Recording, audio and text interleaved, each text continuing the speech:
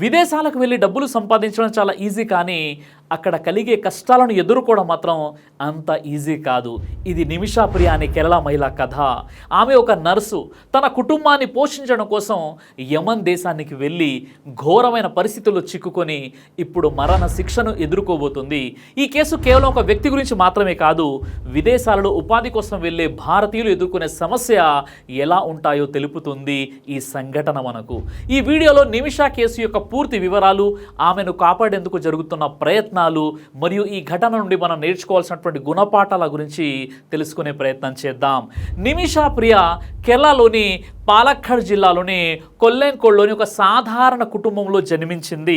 ఆమె తల్లిదండ్రులు ఆర్థిక ఇబ్బందుల మధ్య పెరిగిన నిమిషా తన కుటుంబానికి మెరుగైన జీవనాన్ని అందించాలనే లక్ష్యంతో నర్సింగ్ కోర్సు పూర్తి చేసింది.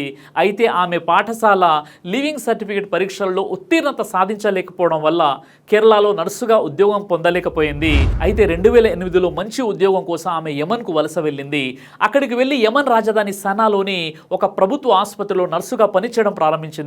2011లో ఆమె కేరళలో టోమీ థామస్ అనే వ్యక్తిని వివాహం చేసుకొని అతనితో కలిసి తిరిగి యమన్ వెళ్ళిపోయింది. ఆ తర్వాత 2012 డిసెంబర్లో ఆమెకు ఒక కుమార్తె జన్మించింది. ఆ విధంగా 2014లో యమన్లో చెలరేగిన అంతర్యుద్ధం మరియు ఆర్థిక ఇబ్బందుల కారణంగా ఆమె భర్త మరియు కుమార్తె భారతదేశానికి తిరిగి వెళ్లారు. నిమిషా తన కుటుంబానికి ఆర్థికంగా అండగా ఉండటానికి యమన్లోనే ఉండిపోయింది. అయితే 2014లో యమన్లో నిమిషా తన స్వంత క్లినిక్ను ప్రారంభించాలని నిర్ణయించింది. యమన్ చట్టాల ప్రకారం వేరే దేశాల వారు స్వంతంగా వ్యాపారం ప్రారంభించడానికి స్థానిక భాగస్వామి అవసరం ఉంటుంది. అందుకోసం ఆమె తన క్లినిక్లో తరచూ వచ్చే తలాల్ అబ్దో మెహదీ అనే యమనీ వ్యాపారవేత్తతో భాగస్వామ్యం కుదుర్చుకుంది. మహదీ ఒక టెక్స్టైల్ షాప్ యజమాని. అతను నిమిషాతో క్లినిక్ నడపడంలో ఆమెకు సహాయం చేయడానికి అంగీకరించాడు. అయితే క్లినిక్ ప్రారంభమైన తర్వాత నిమిషా మరియు మెహదీ మధ్య వివాదాలు తలెత్తాయి. నిమిషా ఆరోపణల ప్రకారం మహదీ ఆమె పాస్పోర్ట్ను లాక్కొని క్లినిక్ ఆదాయాన్ని ఆమెతో పంచుకోకుండా మోసం చేశాడు. అంతేకాకుండా ఆమెను శారీరకంగా మరియు లైంగికంగా వేధించాడని ఆమె వివాహ ఫోటోను ఉపయోగించి వారిద్దరూ వివాహం చేసుకున్నట్లు నకిలీ ధృవపత్రాలను సృష్టించాడని ఆరోపించింది. నిమిషా స్థానిక పోలీసులకు ఫిర్యాదు చేసినప్పటికీ సహాయం అందలేదు. బదులుగా ఆమెనే అరెస్టు చేశారని చెబుతుంది. 2017 జూలైలో నిమిషా తన పాస్పోర్ట్ను తిరిగి పొందేందుకు మెహదీని మత్తుమందు సెడేటివ్స్ ఇంజెక్ట్ చేసి నిద్రపుచ్చాలని ప్రయత్నించింది. అయితే ఆమె ఇచ్చిన డోస్ ఎక్కువ అవడం వల్ల మహదీ మరణించాడు. భయాందోళనకు గురైనటువంటి నిమిషా తన సహోద్యోగి అయినటువంటి హనన్ అనే స్థానిక మహిళా సహాయంతో మహదీ శవాన్ని ముక్కలుగా కట్ చేసి ఒక నీటి ట్యాంకులో పడవేసింది. ఈ ఘటన తర్వాత పారిపోయే ప్రయత్నంలో ఆమె యమన్ సౌదీ అరేబియా సరిహద్దు వద్ద అరెస్ట్ అయింది. 2018లో సనా న్యాయస్థానంలో నిమిషాపై విచారణ జరిగింది. ఆమె మెహదీని ఉద్దేశపూర్వకంగా హత్య చేసిందని, శవాన్ని ముక్కలుగా కట్ చేసి దాచి నేరాన్ని కప్పిపుచ్చేందుకు ప్రయత్నించిందని న్యాయస్థానం నిర్ధారించింది. విచారణ పూర్తిగా అరబిక్ భాషలో జరిగింది మరియు నిమిషాకు అరబిక్ రాదు కాబట్టి ఆమెకు న్యాయవాది అందించబడలేదని ఆమె మద్దతుదారులు ఆరోపించారు. 2020లో ఆమెకు మరణశిక్ష విధించబడింది మరియు ఆమెకు సహాయం చేసిన హనన్కు జీవిత ఖైదు విధించబడింది. 2020లో మరోసారి విచారణ జరిగింది, కానీ ఫలితం మారలేదు. 2023 నవంబర్లో యమన్ సుప్రీం జ్యుడిషియల్ కౌన్సిల్ ఆమె మరణశిక్షను ధృవీకరించింది. కానీ షరియా చట్టం ప్రకారం బాధితుడి కుటుంబం బ్లడ్ మనీ స్వీకరించడం ద్వారా క్షమాపణ ఇవ్వవచ్చని పేర్కొంది. దియా అనేది ఇస్లామిక్ న్యాయ వ్యవస్థలో ముఖ్యంగా షరియా చట్టం కింద హత్య లేదా గాయపరిచిన కేసులో బాధితుడి కుటుంబానికి నష్టపరిహారంగా చెల్లించే ఆర్థిక మొత్తాన్ని దియాత్ రక్త శుల్కం అంటారు. దీనిని బ్లడ్ మనీ అని కూడా పిలుస్తారు. ఖురాన్లో సూరే అల్ బఖరా సూరా నెంబర్ 2 ఆయతం 178 మరియు 179లో దియా గురించి చాలా స్పష్టంగా చెప్పబడింది. ఒకవేళ హతుని సోదరుడు హంతకుని కనికరించదలిస్తే అతను రక్త శుల్కాన్ని న్యాయసమ్మతంగా అడగాలి.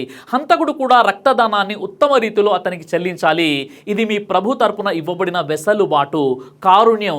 ఆ తర్వాత కూడా ఎవరైనా హద్దులు అతిక్రమిస్తే అతనికి వ్యధాభరితమైనటువంటి శిక్ష ఉంటుంది. ఈ ఆయతులో బ్లడ్ మనీ గురించి చెప్పడం జరిగింది. అయితే నిమిషా ప్రియ కేసులో దియా అనేది తలాల్ అబ్దో మహదీ కుటుంబానికి చెల్లించే నష్టపరిహారం. దీని ద్వారా ఆమె మరణశిక్షను రద్దు రద్దు చేయడానికి లేదా తగ్గించడానికి అవకాశం ఉంటుంది. అయితే ఈ చెల్లింపు అనేది బాధితుడి కుటుంబ సమ్మతితో జరిగితే నిందితుడు శిక్ష నుండి విముక్తి పొందవచ్చు. 2024 డిసెంబర్ 30న యమన్ అధ్యక్షుడు రషాద్ అల్ ఆలిమి ఆమె మరణశిక్షను ఆమోదించాడు. మరోవైపు నిమిషా మరియు ఆమె మద్దతుదారులు ఆమె తనను తాను రక్షించుకోవడం కోసం ఇలా చేసింది అని వాదిస్తున్నారు. మెహదీ ఆమెను శారీరకంగా లైంగికంగా వేధించాడు, ఆమె పాస్పోర్ట్ను లాక్కొని ఆమె స్వేచ్ఛను హరించి ఆర్థికంగా మోసం చేశాడని ఆరోపిస్తున్నారు. ఆమె 2016లో మెహదీపై ఫిర్యాదు చేసినప్పటికీ అతను కొంతకాలం తర్వాత విడుదలై ఆమెను మరింత బెదిరించాడని వారు చెబుతున్నారు. ఈ పరిస్థితుల్లో ఆమె తన పాస్పోర్ట్ను తిరిగి పొందేందుకు మత్తుమందు ఉపయోగించింది, కానీ అది ఉద్దేశపూర్వక హత్య కాదని వాదిస్తున్నారు. ఇంకా విచారణలో ఆమెకు భాష అవరోధం కారణంగా ఆమె తన వాదనను సమర్థవంతంగా వినిపించలేకపోయిందని నిమిషా ప్రియ కేసులో ఆమె తల్లి ప్రేమకుమారి తరపున న్యాయవాదిగా వ్యవహరిస్తున్న సుప్రీంకోర్టు న్యాయవాది కేఆర్ సుభాష్ చంద్రన్ వాదిస్తున్నారు. నిమిషాను కాపాడేందుకు ఆమె కుటుంబం, మద్దతుదారులు మరియు సేవ్ నిమిషా ప్రియ ఇంటర్నేషనల్ యాక్షన్ కౌన్సిల్ అనే సంస్థ ఎన్నో ప్రయత్నాలు చేస్తుంది. ఈ సంస్థ 2020లో ఏర్పాటైంది మరియు షరియా చట్టం ప్రకారం మెహదీ కుటుంబానికి బ్లడ్ మనీ చెల్లించి క్షమాపణ పొందేందుకు ప్రయత్నిస్తుంది. 2024 ఏప్రిల్ నుండి నిమిషా తల్లి ప్రేమకుమారి యమన్లోనే ఉంటూ బాధిత కుటుంబంతో చర్చలు జరపడానికి సహాయం చేస్తుంది. సామాజిక కార్యకర్త సామ్యుయల్ జెరోమ్ భాస్కరన్ ఈ చర్చల్లో మధ్యవర్తిగా వ్యవహరిస్తున్నాడు. ఇప్పటి వరకు బ్లడ్ మనీ చర్చల కోసం సుమారు 33 లక్షల రూపాయలు చెల్లించబడ్డాయి. మొత్తం సుమారు 8,60,00,000 బ్లడ్ మనీగా అందించేందుకు నిమిషా మద్దతుదారులు సిద్ధంగా ఉన్నారు. అయితే మెహదీ కుటుంబం ఈ ఆఫర్ను స్వీకరించడానికి ఇంకా అంగీకరించలేదు మరియు ఈ చర్చలు సంక్లిష్టంగా ఉన్నాయి. ఎందుకంటే బాధితుడి రక్త సంబంధికులందరూ మరియు కమ్యూనిటీ లీడర్స్ క్షమాపణకు అంగీకరించాలి. భారత ప్రభుత్వం ఈ కేసును పరిశీలిస్తుంది మరియు నిమిషా కుటుంబంతో సంప్రదింపులు జరుపుతుందని విదేశాంగ మంత్రిత్వ శాఖ అంటుంది. అయితే యమన్లోని సనా ప్రాంతం హౌతీ తిరుగుబాటుదారుల నియంత్రణలో ఉండటం, భారతదేశానికి హౌతీ ప్రభుత్వంతో అధికారిక దౌత్య సంబంధాలు లేకపోవడం వల్ల ఈ ప్రాసెస్ కష్టంగా మారింది. భారత సుప్రీంకోర్టు ఈ కేసును జూలై 14, 2025న అత్యవసర విచారణగా స్వీకరించింది. సేవ్ నిమిషా ప్రియ ఇంటర్నేషనల్ యాక్షన్ కౌన్సిల్ దాఖలు చేసినటువంటి పిటిషన్లో బ్లడ్ మనీ చర్చల ద్వారా నిమిషాను కాపాడేందుకు దౌత్య మార్గాలను అన్వేషించాలని కోరింది. అయితే భారత ప్రభుత్వం సుప్రీంకోర్టు తెలియజేసినటువంటి వివరాల ప్రకారం యమన్లోని రాజకీయ పరిస్థితుల కారణంగా పెద్దగా చేయగలిగే సహాయం ఏమీ లేదని చెప్పింది. కోర్టు ఈ కేసును జూలై 18, 2025న మరోసారి విచారించనుంది. 2025 జూలై 14 నాటికి నిమిషా ప్రియ యమన్లోని సనా సెంట్రల్ జైల్లో ఉంది. ఆమె మరణశిక్షను ఆపేందుకు బ్లడ్ మనీ చర్చలు కొనసాగుతున్నాయి, కానీ మెహదీ కుటుంబం ఇంకా ఈ ఆఫర్ను అంగీకరించలేదు. ఇది మా గౌరవానికి సంబంధించిన సమస్య అని చెప్పి తిరస్కరిస్తుంది. అయితే నిమిషా ప్రియ కేసులో సుప్రీంకోర్టు ఆందోళన వ్యక్తం చేసింది, కానీ యమన్లో జరిగే ఉరిని ఆపేందుకు తమకు అధికారం లేదని, బ్లడ్ మనీ చెల్లింపు ద్వారా మాత్రమే ఆమెను కాపాడవచ్చని తెలిపింది. అటార్నీ జనరల్ ఆర్ వెంకటరమణి యమన్తో దౌత్యపరమైన సంబంధాలు లేకపోవడం వల్ల పరిమితులున్నాయి, ప్రభుత్వం సాధ్యమైన అన్ని ప్రయత్నాలు చేస్తుందని కోర్టుకు తెలిపారు. ప్రభుత్వం యమన్ అధికారులతో, ముఖ్యంగా పబ్లిక్ ప్రాసిక్యూటర్ మరియు ఒక పలుకుబడి ఉన్నటువంటి షేక్తో సంప్రదింపులు జరిపింది. శిక్షను రద్దు చేయడానికి లేదా వాయిదా వేయడానికి ప్రయత్నించింది. నిమిషా తరపున స్థానిక కోర్టులో వాదించడానికి ఒక యమనీ న్యాయవాది కూడా నియమించింది. అయితే అన్ని లీగల్ అప్పీలు తిరస్కరించబడ్డాయి. ఇంకా ప్రభుత్వం తన పరిధిలో సాధ్యమైన అన్ని దౌత్యపరమైన ప్రయత్నాలు చేసిందని, భారత ప్రభుత్వం ఒక స్థాయి వరకు మాత్రమే వెళ్ళగలదు, మేము మా స్థాయిని చేరుకున్నామని అంటుంది. ఈ కేసులో ప్రధానమంత్రి నరేంద్ర మోదీ నుండి నేరుగా ఎటువంటి ప్రకటన అయితే రాలేదు, కానీ కేరళ ముఖ్యమంత్రి పినరయ్ విజయన్, కాంగ్రెస్ నాయకుడు కేసీ వేణుగోపాల్ ప్రధానికి లేఖలు రాసి తక్షణ జోక్యం అడిగారు. ఈ సంఘటన నుండి మనం నేర్చుకోవాల్సినటువంటి కొన్ని ముఖ్యమైన విషయాలు ఉన్నాయి. మొట్టమొదటిది, యమన్ వంటి దేశాలలో విదేశీయులు వ్యాపారం ప్రారంభించడానికి స్థానిక భాగస్వామి అవసరం. ఇలాంటి చట్టపరమైన అవసరాలను అర్థం చేసుకోవడం మరియు నమ్మకమైన భాగస్వాములు ఎంచుకోవడం చాలా ముఖ్యం. ఎట్టి పరిస్థితులు మర్చిపోకూడదు. ఇక రెండవది, నిమిషా మెహదీపై వేధింపుల ఆరోపణలు చేసినప్పటికీ స్థానిక అధికారులు ఆమెకు సహాయం చేయలేదు. విదేశాల్లో ఉన్న భారతీయులు వేధింపు లేదా మోసాలను ఎదుర్కొంటే వెంటనే భారత రాయబార కార్యాలయాన్ని సంప్రదించాలి. ఇక 3, నిమిషా విచారణలో భాషా అవరోధం ఒక పెద్ద సమస్యగా మారింది. విదేశీ న్యాయస్థానంలో న్యాయవాది సహాయం లేకపోవడం వల్ల న్యాయం పొందడం కష్టమవుతుంది. భారత ప్రభుత్వం ఇలాంటి సందర్భాల్లో విదేశాల్లో ఉన్న పౌరులకు చట్టపరమైన సహాయం అందించేందుకు బలమైన విధానాలను రూపొందించాలి. ఇక 4, షరియా చట్టం కింద బ్లడ్ మనీ ఒక అవకాశంగా ఉన్నప్పటికీ ఈ చర్చలు సంక్లిష్టంగా ఉంటాయి. ఇలాంటి చట్టపరమైన విధానాల గురించి ప్రజలకు అవగాహన కల్పించడం చాలా ముఖ్యమైనటువంటి విషయం. ఇక 5, యమన్లో హౌతీ తిరుగుబాటుదారుల నియంత్రణలో ఉన్న ప్రాంతాలలో భారతదేశానికి అధికారిక దౌత్య సంబంధాలు లేకపోవడం నిమిషా కేసులో పెద్ద అడ్డంకిగా ఉంది. ఉంది. ఇలాంటి పరిస్థితుల్లో భారతీయ పౌరులను రక్షించేందుకు ప్రభుత్వం అంతర్జాతీయ సంస్థలతో సహకరించాలి.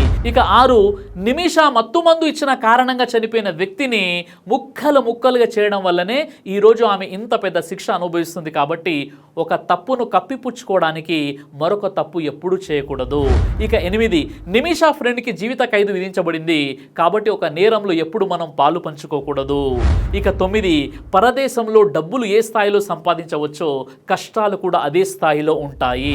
ఇక 10 స్వదేశంలో చావు వచ్చినా అది ఒక అదృష్టం లాంటిది అంటారు. కాబట్టి అత్యవసర పరిస్థితులు తప్పితే మన దేశాన్ని వదిలి ఇతర దేశానికి డబ్బులు సంపాదించడం కోసం వెళ్ళకూడదు. ఈ విధంగా విదేశాలలో ఉపాధి కోసం వెళ్లే ముందు ఆ దేశ చట్టాలు, సంస్కృతి మరియు రాయబార కార్యాలయాల సంప్రదింపు వివరాలను తెలుసుకోండి. ఏదైనా వేధింపు లేదా మోసాలను ఎదుర్కొంటే వెంటనే భారత రాయబార కార్యాలయం లేదా స్థానిక అధికారులను సంప్రదించండి. విదేశాలలో ఉపాధి కోసం వెళ్లే వారికి ఎదురయ్యేటటువంటి సమస్యల గురించి అవగాహన కార్యక్రమాలు నిర్వహించడం ద్వారా ఇలాంటి ఘటనలను నివారించవచ్చు. నిమిషా విషయంలో మన భారత ప్రభుత్వం ఏం చేసింది, ఏం చేయలేదు, ఏం చేస్తే బాగుంటుంది, మీ కామెంట్ తెలియచేయండి. మీ అందరికీ ఒక గొప్ప శుభవార్త. షిఫా తల్బినా ఉమ్రా లక్కీ డ్రా ద్వారా ఇద్దరికి ఫ్రీగా ఉమ్రా చేయించడం జరుగుతుంది. ఈ గొప్ప అవకాశాన్ని వినియోగించుకోవాలంటే తక్షణమే మీరు చేయాల్సినటువంటి పని ఏమిటంటే కేవలం 1 kg షిఫా తల్బినాని ఆర్డర్ చేసి మీ పేరు మరియు మీ ఫోన్ నెంబర్తో పాటు తల్బినా ఆర్డర్ చేసిన వాట్సాప్ నెంబర్కి మెసేజ్ చేయాలి. ఈ ఉమ్రా ఆఫర్ అనేది 14 జూలై సోమవారం 2025 నుండి 45 రోజుల వరకు, అంటే ఆగస్టు 27 బుధవారం 2025 రాత్రి 8 గంటల వరకు ఉంటుంది. ఆ మరుసటి రోజు అనగా 28 ఆగస్టు 2025 గురువారం సాయంత్రం 5 గంటలకు లైవ్లో డ్రా తీయడం జరుగుతుంది. అయితే ఈ ఫ్రీ ఉమ్రా లక్కీ డ్రా అనేది ఎలాంటి పక్షపాతం, ఎలాంటి మోసం లేకుండా తల్బినాకున్న వారి పేరు, ఫోన్ నెంబర్ ఒక చీటీలో రాసి 46వ రోజు అనగా 28 ఆగస్టు 2025 గురువారం సాయంత్రం 5 గంటలకు మీ అందరి ముందు నా యూట్యూబ్లో లైవ్గా ఫ్రీ ఉమ్రా లక్కీ డ్రా తీయడం జరుగుతుంది. ఇదంతా లైవ్లో మీ ముందే జరుగుతుంది. ఆ తర్వాత లైవ్లోనే మీ అందరి ముందే ఆ ఇద్దరు అదృష్టవంతుల యొక్క పేర్లు ప్రకటించడం జరుగుతుంది. మరి ఆలస్యం ఎందుకు? ఆ అదృష్టవంతులు మీరే కావచ్చు కదా. దైవ ప్రవక్త వారు తెలియజేశారు, తల్బినా హృదయానికి మంచి చేస్తుంది, రోగి యొక్క బాధ, ఆందోళనను దూరం చేస్తుంది. సహీ బుఖారీ హదీస్ నంబర్ 5325. మరి ఆలస్యం ఎందుకు? ఇప్పుడే ఇక్కడ కనిపిస్తున్నటువంటి నెంబర్కి ఫోన్ చేసి 1 kg తల్బినాని ఆర్డర్ చేసి మీ పూర్తి వివరాలను ఈ నెంబర్కి వాట్సాప్ మెసేజ్ చేయండి. దైవ ప్రవక్త ముహమ్మద్ సల్లల్లాహు అలైహి వసల్లం వారు తెలియజేశారు, కడుపుకు సంబంధించినటువంటి అన్ని రకాల వ్యాధులకు అద్భుతమైనటువంటి ఔషధం తల్బినా. ఇది దైవ ప్రవక్త వారి సున్నత్, మంచి ఆహారం, ఇమ్యూనిటీ బూస్టర్, ఇందులో షిఫా ఉంది. ఇది మంచి ఔషధంగా కూడా పనిచేస్తుంది. కాబట్టి పిల్లలు అయినా పెద్దలు అయినా ఎవరైనా దీనిని ఉపయోగించవచ్చు. అలాగే ఖురాన్లో దైవం తెలియజేశాడు, తేనెలో మీకు స్వస్థత ఉంది అని. కాబట్టి స్వచ్ఛమైనటువంటి ఫారెస్ట్ హనీ కోసం మీరు సంప్రదించండి. అలాగే పురుషుల కోసం ప్రత్యేకంగా తయారు చేయబడినటువంటి షాహీ హల్వా, ఇది లైంగిక సమస్యలను దూరం చేసి శృంగార సామర్థ్యాన్ని పెంచుతుంది. మీ దాంపత్య జీవితంలో మంచి అనుభూతినిస్తుంది. ఇందులో ఎలాంటి సైడ్ ఎఫెక్ట్స్ లేవు. ఇది కంప్లీట్గా హెర్బల్ ప్రొడక్ట్స్తో తయారు చేయబడినటువంటిది. కాబట్టి స్క్రీన్పై కనిపిస్తున్నటువంటి ఈ నెంబర్స్కి కాల్ చేసి మీరు ఇప్పుడే ఈ ప్రొడక్ట్స్ని ఆర్డర్ చేసుకోవచ్చు. కొరియర్ ఫెసిలిటీ కూడా ఉంది. ఆలస్యం ఎందుకు? వెంటనే ఆర్డర్ చేయండి.